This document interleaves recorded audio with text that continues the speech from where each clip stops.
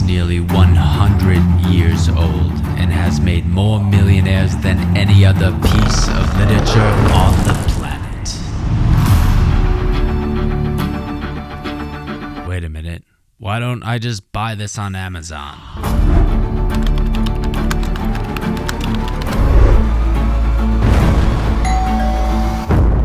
The book I'm talking about is the most well-known, most prolific, king of all personal development books, none other than Think and Grow Rich. Think and grow. Think and grow. Think and grow rich. This book was written way back in 1937, and after reading it for the first time, I actually manifested, created, whatever you want to call it, a $50,000 check in one lump sum. Now, some of this I can easily explain, and they're very clear steps to follow in the book, but others, I still don't know if I have an answer to. There's a reason why 90% of successful people have at one point or another read this book, and most of the time say has changed their life for the better as well. Before we dive into my experience, what the heck is this book and who is the author? Napoleon Hill was an American author, lecturer, motivational speaker, and is most well known for this book selling millions of copies worldwide. Hill set out to study the most successful entrepreneurs of his generation,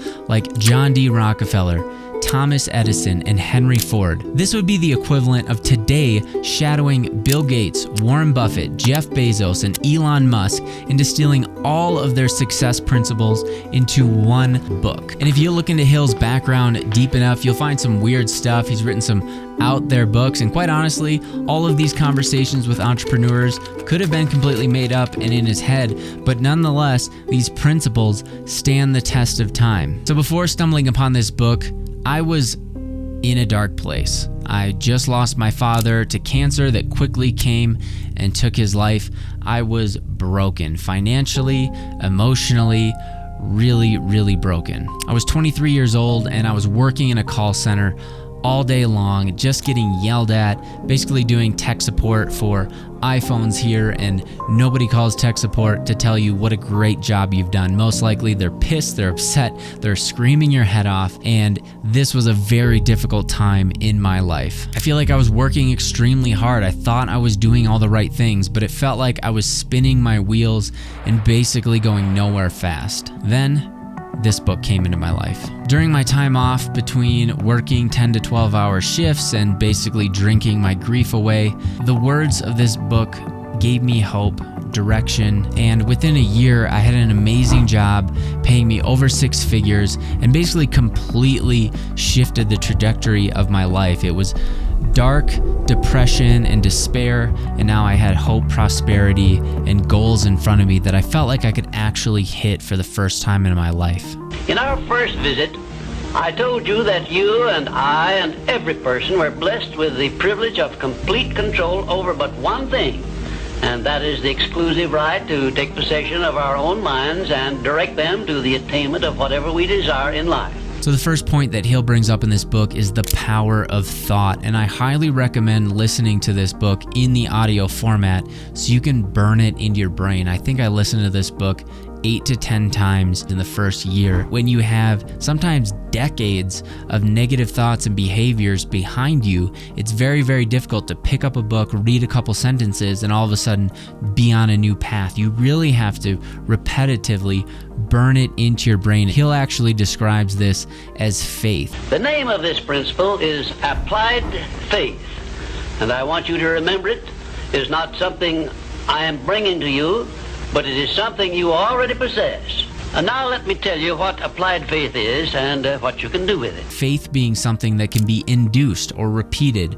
by consistent affirmations to the subconscious mind. So I took this to heart. I repeated these affirmations into my brain, into my subconscious mind, so I could change my thought patterns and change the trajectory of my life. So in this first chapter, Hill says, the starting point of all achievement is desire. He describes you should have a definite chief aim or a main goal that you're going after. And this goal has to be specific. It can't just be, I want to be successful, I want to make more money. It needs to be very definitive. Like January 1st, I will acquire $100,000 into my bank account. Without a clear target, you're never going to hit your goals. Even if you're unsure of exactly the path that's going to get you there, having a North Star goal, something to work towards, no matter how often you deviate from the path, you still know where you're going at the end of the day. You're not quite sure how you're going to get there, but you know what you want. And that is extremely important in the very first principle of this book. We are now, this very moment, standing in front of the gateway which can be opened only with the great master key to success. And I'm giving you the closest clue I have yet mentioned. We all have these conscious thoughts, what we're going to do today, our to-do list, what we're going to wear, what we're going to eat. But actually what drives our behavior at the end of the day is the subconscious mind. It's like you know you should work out. You tell yourself, I should go to the gym, I should get in better shape, but you don't. And that's because your thoughts or your conscious mind actually isn't running the show. It's your subconscious mind that's responsible for all your actions. It's basically like surfing. The conscious mind is the waves. You're headed out to get past the break, and wave after wave is pushing you back towards shore. That's the conscious mind. When you're surfing, you want to get past all those waves or past the break so you can reach stillness and start to see the vastness of the ocean and actually get a read of the good waves that are coming from sometimes hundreds of yards away. The depth of the ocean, the driving force behind all of those waves, the conscious thoughts, is your subconscious mind. And the crazy thing is, you can actually influence the subconscious mind, even rewrite old subconscious thoughts that are holding you back. The way to do this is summed up very nicely in Hill's chapter on faith. Now, I tapped into faith and autosuggestion by writing down every single day, I will have $50,000 in my bank account by January 1st, 2017. I had a specific amount. I had no idea how it was actually going to happen, but I was repeating it and burning it into my brain. I know this sounds drastic, but literally think about where I was. I was broke. I was depressed. I had just lost my father, who at the time was going to be very influential to me as a man. You know, at 23 years old, those are some pivotal years. And I felt directionless, purposeless, like I didn't have that North Star. So this was my North Star. This was going to be my guiding light, and I was going to make this happen. And by following this book and the rest of the principles we'll talk about, is how I actually accomplish this. Now, before we go any further, I think it's very important for you to understand a particular function in our brain. You see, there's a system in our brain called the reticular activating system, or sometimes it's abbreviated as R.A.S. There's a network of nerve cells located in the brainstem that's really responsible for a whole host of functions, including where to point your attention. The reticular activating system acts as a filter of all the information, all the thoughts that are going on, and distills it just into the things that you need to function. For instance, at any point in time, there's millions of points of information, sounds, sights, smells, taste, touch, and they're coming from 360 degrees around you at any point in time. But right now, you're focused with your eyes and your ears and your mind on this video. That is the reticular activating system at work, honing in your attention on one particular thing despite all the noise around you. A good example is, say you're interested in a new car. Maybe you go online and you want to buy a Jeep. You put it in your cart, you spec it out with the colors and the upgraded package and all the things you want, and then you notice after that week moving forward, all you see is Jeeps down the highway.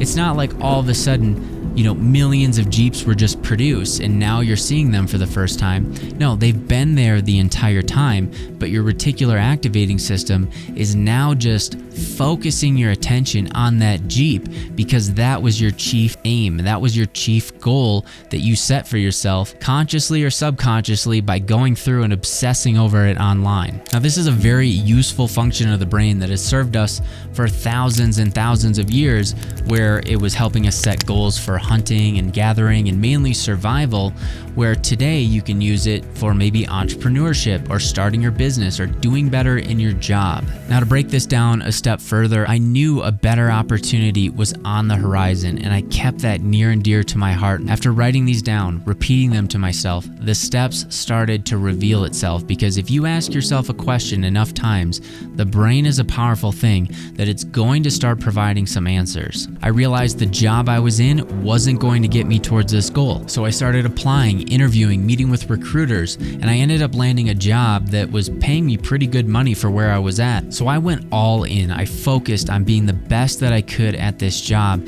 and by the end of the year, I actually closed a multi-million-dollar deal. Now, I thought I was gonna make like $200,000 actually, so it was pretty heartbreaking to find out they were gonna cap me and not allow me to make that kind of money, but this was a good lesson learned into the American corporate machine of what we all live in, and as long as I was working for somebody else, this was going to be a constant theme. I was going to be at the mercy of another individual because it wasn't my company. But nonetheless, I was very excited at the end of the day because this was a game-changing amount of money that had changed my life for the better. Now, as a young man, I didn't spend it all super wisely, but what I did do is I stashed a large amount for a rainy day, which actually helped me quit my job and start my own agencies.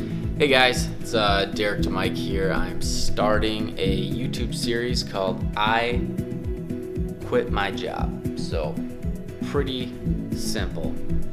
I'm quitting my job. So I started a social media marketing agency. I run it now. It's a 7-figure business, and I have another channel that talks about that in depth. The point is, you can't just think about something and get rich. You have to focus on the steps in this book to actually make something happen and realize that the mind is a powerful thing. And if you direct it in a clear and focused goal, magic begins to happen. Doors begin to open for yourself and new opportunities begin to reveal themselves that probably were hidden in plain sight that you're just starting to realize are possible now. So if you're on the path of personal growth, I highly recommend reading this book to completion and honestly multiple times to really have it sink in. And if you're looking to step out of your comfort zone, I really recommend watching this video. I just did a challenge on how to cold plunge every single day in frigid cold water, and it really took me out of my comfort zone, and I think will benefit you tremendously as well. I'll see you over there.